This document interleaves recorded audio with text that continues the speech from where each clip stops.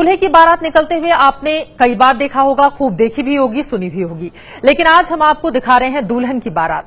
तस्वीरें मध्य प्रदेश की राजधानी भोपाल से आई हैं, जहां तस्वीरों में आप देख रहे हैं खुली कार में सवार होकर बेटी विवाह करने जा रही है और बाराती भी आपको दिखाई दे रहे हैं, जिनमें ज्यादा संख्या महिलाओं की है। दुल्हन को देखिए, बैंड बाजे और गानों पर खुद डांस भी कर रही है ये दुल्हन। और सबसे खास बात यह भी है कि इस शादी में बारातियों में ज्यादातर महिलाएं हैं।